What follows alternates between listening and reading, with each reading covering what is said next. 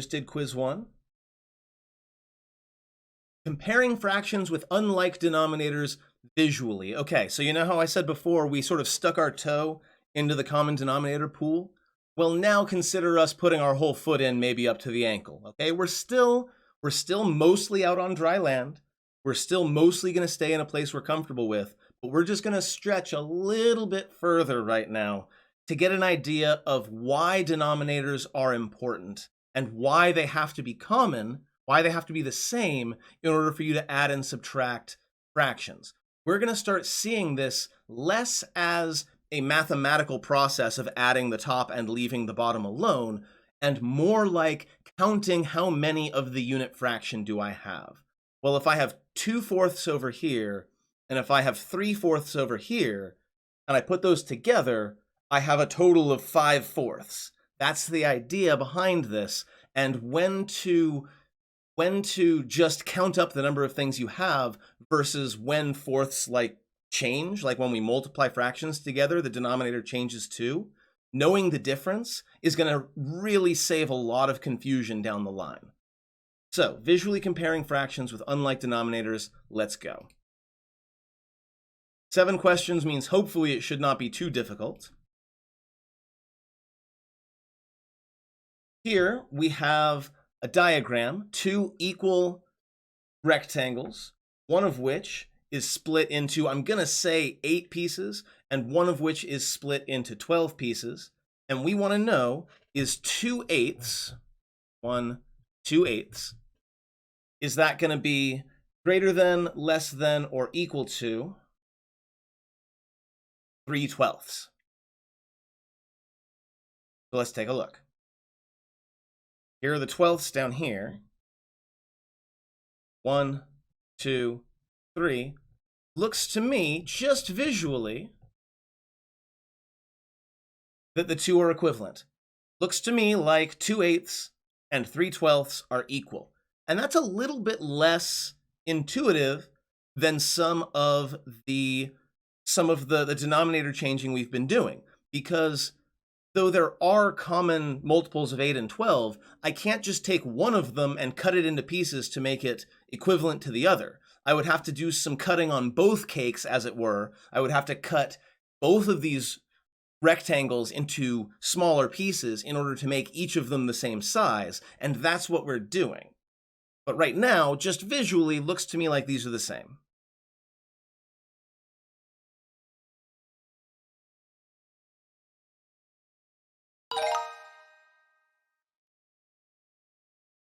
Here we've got 4/8 and 2/4, and we want to know greater than, less than, or equal to. So once again, I'm going to go ahead and shade in.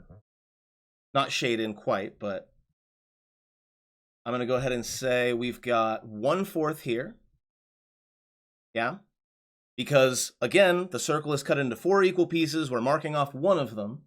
I'm sorry, 2 of them. Here's a second one. Right? 2/4. Now let's look at the 8ths. We want to mark 4 of them, right? So 1, 2, 3, 4. And yes, indeed, in both cases, and in fact, this is a nice little stretch goal, you could ask, what is another way that I could express this? Once you really cut it down the middle, it becomes clear that both of these are equal to 1/2, right? And that should, again, make sense because the top number in each case is half of the bottom number. We have 4/8, which means that half of the 8ths are marked. We have 2/4. Half of the 4ths are marked.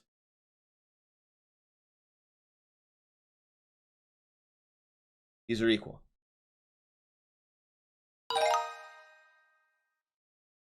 Two-thirds and 6/8. Now, this time, in this case, it gives us a number line rather than a shape, but that's okay. It also helpfully tells us that each step, so we don't have to count on our own, that each step is 1/8. So we can now find 6/8 on the number line and determine whether it is, bigger or smaller than 2/3. So 1, 2, 3, 4, 5.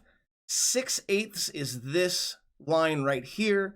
It is to the right of 2/3, so it is bigger. Again, One of the things that Khan Academy has been doing a lot from grade 1, I want to say, is using number lines to determine greater than or less than. Something is bigger if it is to the right on a number line. Something is smaller if it is to the left on a number line. And when students start flexing into adding and subtracting positive and negative numbers, that gets really helpful. Anyway, 2/3 is less than 6/8. Remember, the alligator chomps on the bigger value. Don't let anybody tell you that's a childish way of looking at it. It absolutely works. Because the alligator is facing the second, that way, the second number, it means that the first number is smaller. 2/3 is less than 6/8. Which statement correctly compares 4/3 and 3/2, 3/2, on the number line? So just looking at this, I would say that 3/2 is bigger than 4/3, right? Because the 3/2 dot is to the right of the 4/3 dot. So let's see what it's asking for. 3/2. Okay, so 4/3 is less than 3/2 because 4/3 is farther left on the number line. Yeah, 4/3 is less than 3/2 because 4/3 is further to the left on the number line. This is an excellent callback to earlier grade levels where we used number lines to determine greater than or less than, using left and right as sort of our context clues. It's really important that we connect together the arithmetic that students have been doing with whole numbers this entire time to these fractions without making it seem like fractions are something completely different. It is not a particularly big extension of the original arithmetic with whole numbers. It's not that big of a leap if you don't treat it like it's something brand new that has completely different rules. It's not, and it doesn't. 1/2 and 7/8. We've got these two blocks here, but I think I don't need it. 7/8 is all of these except for 1, way bigger than 1/2. So we're going to say that 1/2 is less than 7/8. 2/2 is 1 whole, right? And then 5/6 would be 1, 2, 3, 4, 5 of these 6 pieces. So 2/2 is definitely greater than because it's the whole circle, whereas 5/6 is almost the whole circle, but not quite. You can kind of see the Pac-Man shape that you make here with 5 out of 6. Last one, 3/4 and 9/12. I can already tell you that they are equivalent, but let's go ahead and count it up on the number line just in case.